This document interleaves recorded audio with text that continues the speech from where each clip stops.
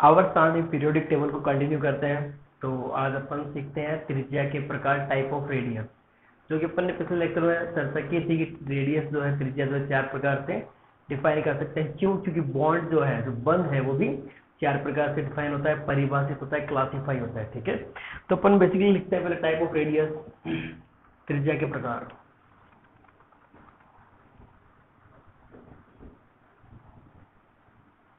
Type of radius,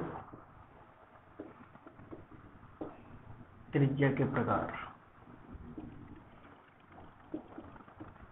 तो त्रिज्या जो है रेडियस को 4 टाइप से डिफाइन करते हैं, क्योंकि 4 तरह के बॉन्ड होते हैं। तो सबसे पहले है कोवलेंट बॉन्ड, मतलब कोवलेंट त्रिज्या, सहसंयोजक रेडियस। ठीक है, कोवलेंट रेडियस, इसको होते सहसंयोजक त्रिज्या, सहसंयोजक त्रिज्या। दूसरा अपन डिफाइन करते हैं आयनिक बॉन्ड। आयनिक बॉन्ड, तो त्रिज्या दूसरी कितनी, कौन सी वैरायटी हो जाएगी? आयनिक त्रिज्या,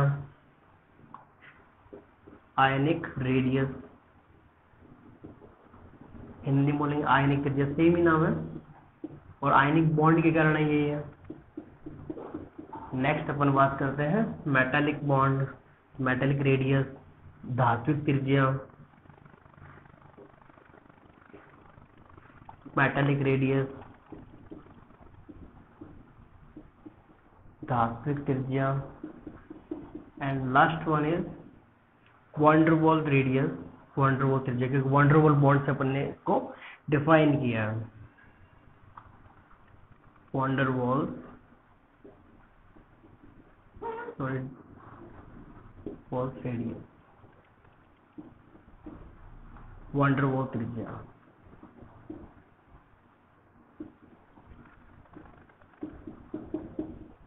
तो 4 टाइप बॉन्ड के थे, और 4 ही टाइप के त्रिज्या हो गई। 1 बाय 1 सीखते हैं, इसको परिभाषित करते हैं, डिफाइन करते हैं, हर किसी के डेफिनेशन देते हैं, और फिर इसका एग्जांपल भी रहता है कि इसके अंदर कैलकुलेट की जाती है और कैसे कैलकुलेट की जाती है। ठीक है, और फिर चर्चा करेंगे किस टाइप का क्वेश्चन बनता है, वो भी चर्चा करेंगे इसमें। ठीक है, चलो। तो सबसे पहले अपन कोवेलेंट रेडियस, सहसंयोजक त्रिज्या स्टार्ट करते हैं। सिंपल सा है, कोवेलेंट बॉन्ड होता है, कोवेलेंट बॉन्ड में जो रेडियस कैलकुलेट होगी वही कोवेलेंट रेडियस। इसके नाम से पता चल रहा है कि जहाँ कोवेलेंट बॉन्ड हो, तो डेफिनेशन सिंपल सी बन जाएगी। डेफिनेशन में क्या बोलूंगा मैं? जो कोवेलेंट बॉन्ड की हेल्प से कैलकुलेट हो, जो सहसंयोजक बंध की सहायता से कैलकुलेट होती है, उसको क्या नाम दिया गया? Covalent radius.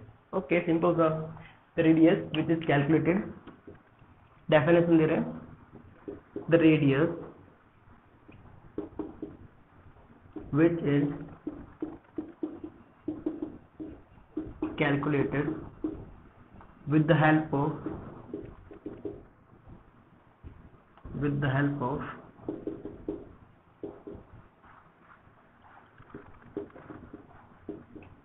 covalent bond,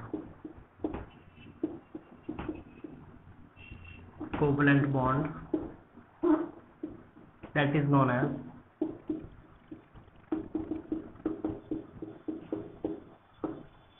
covalent radius. CR लिख दे शॉर्ट फॉर्म में, कोवेलेंट रेडियस। सिंपल सा था, वो त्रिज्या जो सहसंयोजक बंध की सहायता से निकाली जाए, उस त्रिज्या क्या नाम देंगे? सहसंयोजक त्रिज्या। ठीक है, अब बात करते हैं, एक एग्जांपल लेते हैं इसका।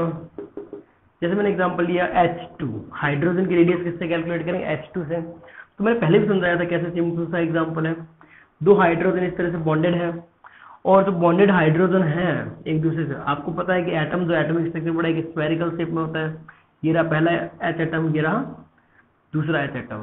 तो जो बॉन्ड लेंथ है वो आपने कैलकुलेट की, ये बॉन्ड लेंथ है, ये होगी इन दोनों के न्यूक्लियस के बीच की डिस्टेंस, नाभिक के बीच की दूरी। तो बॉन्ड लेंथ तो रेडियस की हाफ नहीं हो जाएगी क्या? तो रेडियस जो है, तो इसकी bond length high, bond length divide by 2 कर दो, इसकी रेडियस नहीं आ जाएगी क्या? दोनों एच एटम की। तो सिंपल सा तरीका है, बॉन्ड लेंथ कैसे करके मिल जाए, उसका आधा कर देंगे तो क्या आ जाएगी? रेडियस। अब चर्चा करते हैं, सर आपने H2 मॉलिक्यूल क्यों किया? जैसा कि मैंने पहले भी आपको बताया था कि H2 मॉलिक्यूल की चर्चा क्यों की अपन ने। तो सिंपल सा है, इसकी कुछ कंडीशन है, कोवेलेंट रेडियस को कैलकुलेट करने की कुछ कंडीशन है। वो कंडीशन यदि फॉलो नहीं हो रही तो रेडियस आपकी गलत आएगी। देखते हैं कैसे। नेक्स्ट आते condition to calculate covalent radius. Third point पर कंडीशन की चर्चा करते हैं।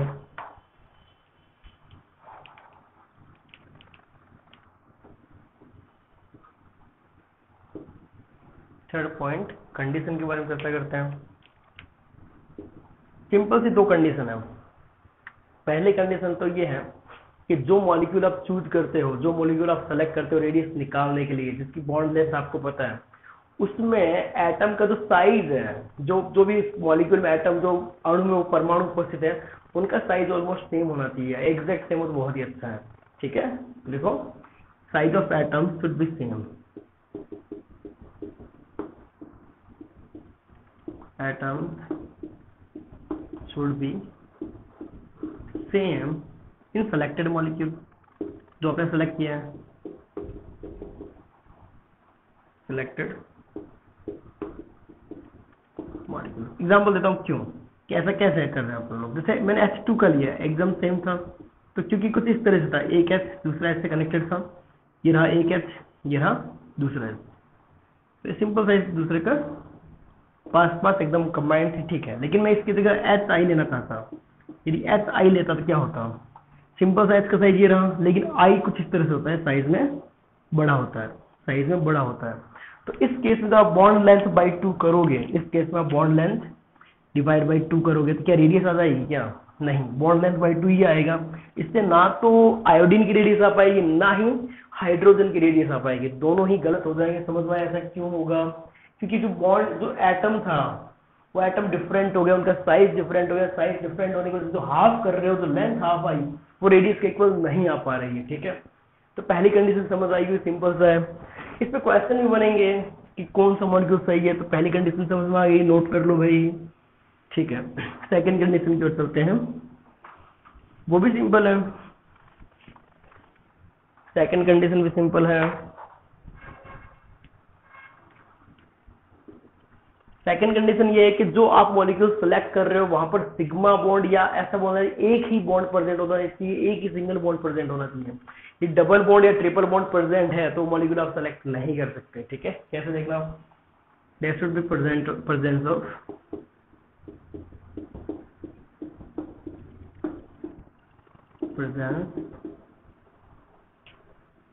ऑफ सिंगल बॉन्ड, एक सिंगल बॉन्ड की प्रेजेंस होनी चाहिए। कैसे, मैं एग्जांपल लेता हूँ, देखना आप जब कोवलेंट बॉन्ड को सीखोगे तब ये बात समझ में आएगी। जैसे ए मॉलिक्यूल और ए मॉलिक्यूल सिग्मा बॉन्ड है, तो वो कुछ इस तरह से एक दूसरे से अटैच रहते हैं, कुछ इस तरह से, थोड़ा सा हिस्सा कॉमन आता है इनका, थोड़ा सा हिस्सा कॉमन हो जाता है। यदि मैं बात करूँ ए डबल बॉन्ड ए की, तो ये मॉलिक्यूल जो बनता है इन दोनों किस तरह से बनता है, कुछ हिस्सा कॉमन आ गया, पहले से ज्यादा कुछ हिस्सा कॉमन आ गया। जब ट्रिपल बॉन्ड होगा तो जो कॉमन आने वाला हिस्सा होगा वो थोड़ा और ज्यादा हो जाएगा, तो कॉमन होने वाला हिस्सा थोड़ा और ज्यादा हो जाएगा। तो इस केस में बॉन्ड लेंथ, इस केस में बॉन्ड लेंथ, इस केस में बॉन्ड लेंथ बाई 2 करो, बॉन्ड लेंथ बाई 2 करो तो ये वैल्यू आएगी, बॉन्ड लेंथ बाई 2 करो ये वैल्यू आएगी, एंड बॉन्ड लेंथ बाई 2 करो ये वैल्यू आएगी। अब केस फर्स्ट में देखो, केस सेकंड में एनालाइज करो और केस थर्ड में एनालाइज करो। सबसे ज्यादा इनकरेक्ट रेडियस किस केस में आएगी, दैट इज थर्ड वन के। तीसरे केस में रेडियस इनकरेक्ट आई है और छोटी है, ये काफी ज्यादा छोटी आई है, इसके हिसाब से ये रेडियस है, जबकि एक्चुअल रेडियस कौन सी है, एक्चुअल रेडियस तो इतनी है, एक्चुअल रेडियस तो ये है, तो एक्चुअल रेडियस से काफी छोटी नहीं आ गई क्या? इसमें बहुत ज्यादा छोटी, इसमें थोड़ी छोटी, इसमें लगभग बराबर आ गई, लेकिन थोड़ी छोटी है। यदि कोई पूछ ले कोवलेंट रेडियस, एक्चुअल रेडियस होती है एटम की, उससे थोड़ी ज्यादा होती है, बड़ी होती है, इक्वल होती है, तो थोड़ी सी छोटी होती है। समझ में, क्योंकि कुछ हिस्सा ओवरलैप हो जाता है, जिसको होता है अतिव्यापन हो जाता है। क्या होता है, कैसे होता है, सब पढ़ेंगे अपन लोग ध्यान से। ठीक है, तो इसमें क्वेश्चन क्या बनता है, पूछता है कि जैसे पूछेगा कि कौन सा मॉलिक्यूल सेलेक्ट कर सकता हूं रेडियस को कैलकुलेट करने के लिए, कौन सा मॉलिक्यूल सही है रेडियस को कैलकुलेट करने के लिए। तो सिंपल सा एग्जांपल है, नाइट्रोजन सही नहीं है क्योंकि ट्रिपल बॉन्ड है, ऑक्सीजन सही नहीं है, डबल बॉन्ड है, इसमें सिंगल बॉन्ड सिमिलर, दोनों ही सही बात है। इसमें डबल बॉन्ड भी और सिमिलर भी नहीं है, तब भी नहीं सेलेक्ट किया जा सकता। तो यदि रेडियस कैलकुलेट करने के लिए कोई मॉलिक्यूल सेलेक्ट करना है तो सिग्मा बॉन्ड और होमो एटॉमिक होना चाहिए, ताकि आप इजीली रेडियस कैलकुलेट कर पाए। ठीक है, कोई एरर ना रहे, उसमें कोई गलती ना रहे। ठीक है, नेक्स्ट अपन बात करते हैं, तो ये कोवलेंट रेडियस थी, कैसे कैलकुलेट होती है, क्या डिफिनेशन थी और क्या कंडीशन होती है, वो सारा देख लिए अपन ने। नेक्स्ट चलते हैं मेटेलिक रेडियस पे, ये आयोनिक रेडियस कर लेते हैं। आयोनिक रेडियस भी आसान है, कोई दिक्कत नहीं है, लेकिन उसमें क्या होंगे, दो आयन प्रेजेंट होंगे। डेफिनेशन सिंपल सी है कि जो आयोनिक बॉन्ड की हेल्प से कैलकुलेट होती हो। तो नेक्स्ट अपन चर्चा करते हैं आयोनिक रेडियस की।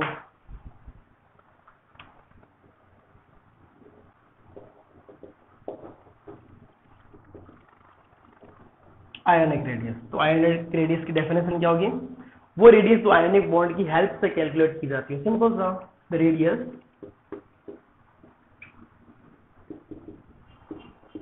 which is calculated with the help of ionic bond that is known as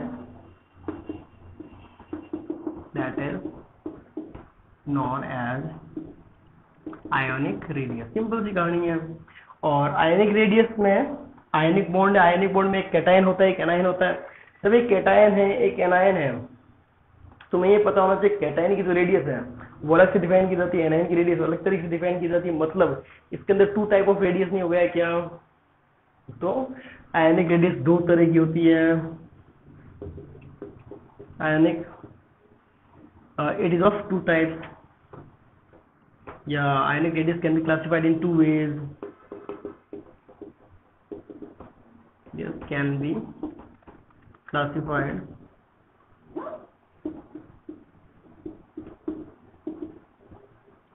in two ways. पहला क्या, कैटायनिक रेडियस,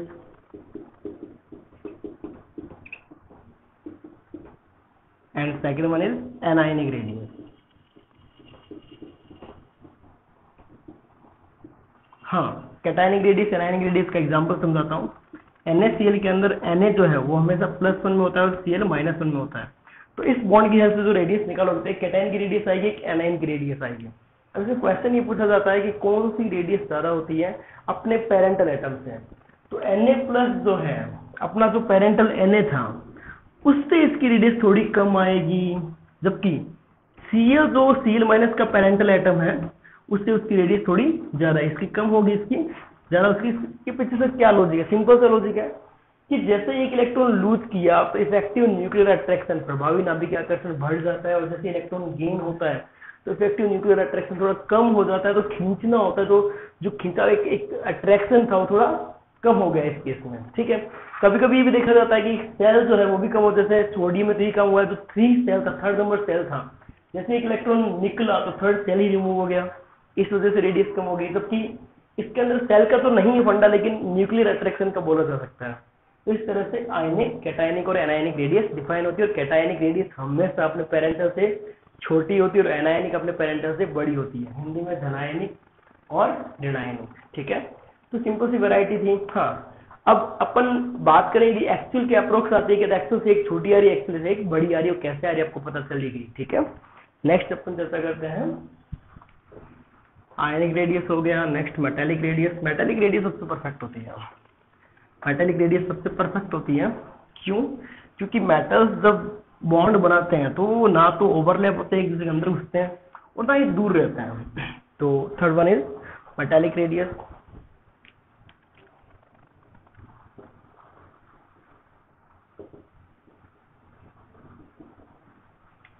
मेटालिक रेडियस में डेफिनेशन सिंपल सी है, the radius which is calculated with the help of the radius which is calculated with the help of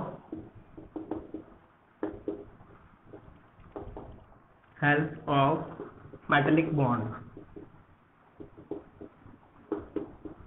that is known as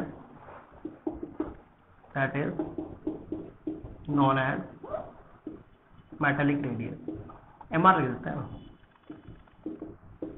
चलो, that is known as metallic radius, that is known as metallic radius. Simple सी थी, वही definition वही trend उसी तरह से अपन define कर रहे हैं चीजें इसी तरह से सिमिलर रखने से याद आसानी से होती है, मुझे भी याद है, तुम्हें भी याद होगी इस तरह से।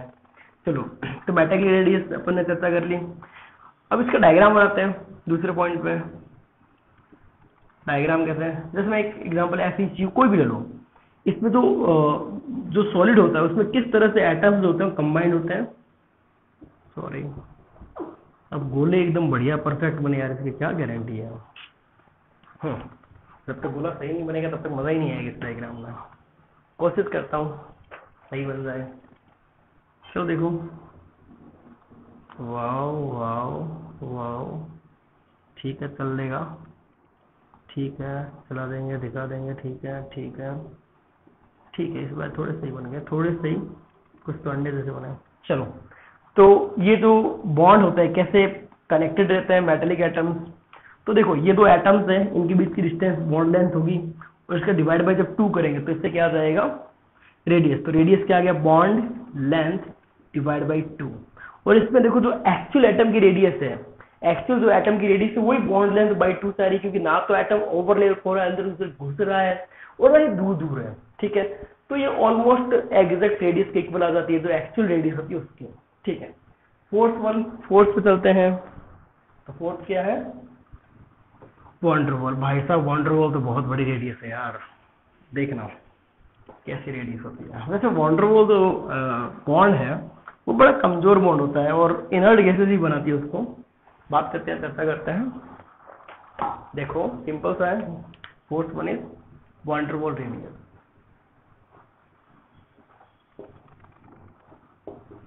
वंडरवॉल रेडियस, तो सिंपल सी बात है कि ये डेफिनेशन कैसे लिखेंगे, the radius which is calculated with the help of the radius which is calculated with the help of, ये फिक्स हो गया, हेल्प यहाँ आएगा, ऑफ यहाँ आएगा, with the help of van der Waals bond। van der Waals bond, writing अच्छी नहीं है यार, कोशिश करते हैं सुधारने की। van der Waals bond that is known as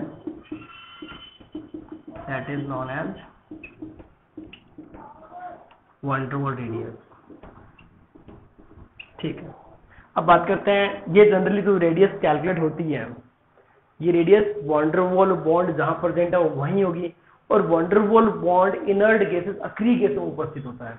तो generally this radius calculated for, this radius is used to calculate radius of inert atoms। This bond is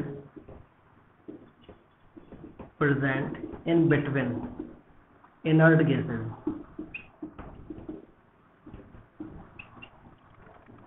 Inert gas, so this radius is calculated for inert gases। ठीक है, ये समझ में आ गई बात। अब ये बॉन्ड बहुत ही वीक होता है, बहुत वीक होता है, इसलिए इसमें पार्टिकल्स काफी दूर रहते हैं एक दूसरे से, कुछ इस तरह से। ये एक हीलियम एटम है, ये दूसरा हीलियम एटम है, ये एक्चुअली बॉन्डेड है लेकिन बहुत दूर है, लेकिन बॉन्डेड है। van der Waals बहुत वीक बॉन्ड होता है और उसमें पार्टिकल बहुत ज्यादा पास नहीं होते, थोड़े दूर रहते हैं, अच्छे खासे दूर रहते हैं। ये होती है एक्चुअली बॉन्ड लेंथ। ये बहुत वीक बॉन्ड होता है, इसके बारे में बहुत कुछ सीखेंगे, तभी बात क्या पता अच्छे से वहां पर फील आ जाए। बॉन्ड लेंथ इतनी बड़ी होती है तो रेडियस आएगी बॉन्ड लेंथ डिवाइड बाई 2। तो ना कितनी ज्यादा आएगी एक्सपेक्टेड, जो एक्चुअल रेडियस है उससे कितनी ज्यादा आती है। पर इनर्ट गैसेस के लिए यही रेडियस डिफाइन करते हैं। इसका मतलब एक पीरियड में, एक ही आवर में सबसे ज्यादा रेडियस तो इनर्ट गैस की होनी ही वाली है।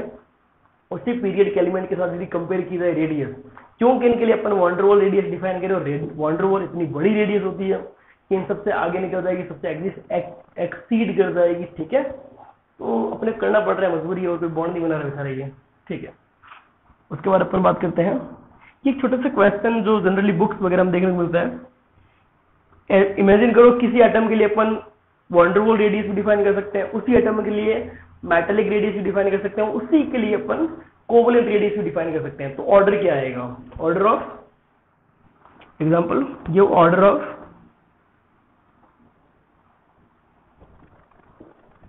Covalent radius, metallic radius and van der Waals radius. इसका ऑर्डर क्या है? सिमिलर एटम के लिए, सेम एटम के लिए, तो ऑर्डर सिंपल सा है। एक्चुअल से थोड़ी छोटी होती है, एक्चुअल के इक्वल होती है, एक्चुअल से बहुत ज्यादा बड़ी होती है, तो ऑर्डर क्या आ जाएगा? कोवलेंट रेडियस सबसे छोटी, और उसके बाद मेटेलिक रेडियस एक्चुअल है, ये एक्चुअल छोटी थी तो कम हो जाएगा, ये एक्चुअल के बराबर थोड़ी बड़ी हो गई, और ये एक्चुअल से बहुत ज्यादा बड़ी। तो ये क्वेश्चन बनता है, बड़ा फेमस क्वेश्चन है, इसलिए इसका चर्चा कर लिया। और इसमें एक और क्वेश्चन बनता है जनरली एनाइंस या कैटाइंस की रेडियस का, जो इस तरह से क्वेश्चन बनता है उसकी चर्चा कर लेते हैं, क्योंकि बच्चे डिमांड कर रहे हैं सर कुछ क्वेश्चन या एग्जाम्पल भी डिस्कस किया करो, तो क्यों ना हो, आपके लिए तो सब कुछ हाजिर है यार। चलो कुछ एग्जाम्पल कर लेते हैं एनायनिक और कैटायनिक रेडियस पे।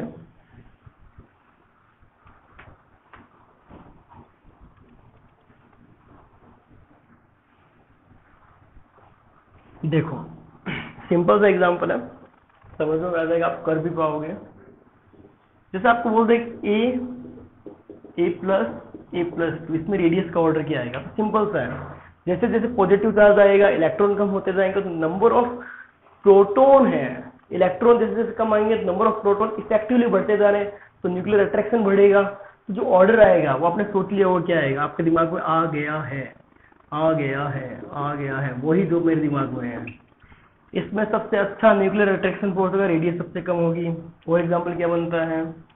देखिए एग्जांपल सिंपल सा, बी माइनस एंड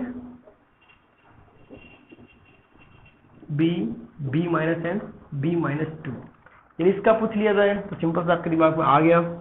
इसकी रेडियस सबसे कम, इसकी ज्यादा होगी, क्योंकि इसमें न्यूक्लियर अट्रैक्शन सबसे कम है, क्योंकि नंबर ऑफ इलेक्ट्रॉन रिलेटिवली इसमें सबसे ज्यादा है। B minus and finally B minus two. अब आपके लिए मैं एक दे रहा हूं, तो आप ट्राई करें, मेरे को कमेंट बॉक्स में लिखें, बताएं मेरे को यदि आपने पूरा वीडियो देखा है, इसका क्या ऑर्डर रहेगा। कमेंट बॉक्स में आंसर देने में मजा आएगा, अच्छा लगेगा। पहली बार ट्राई कर रहा हूं आपके लिए, आपका रेस्पॉन्स देखने के लिए। चलो देखते हैं। सिंपल से molecule N-3, O-2, F-, Na+,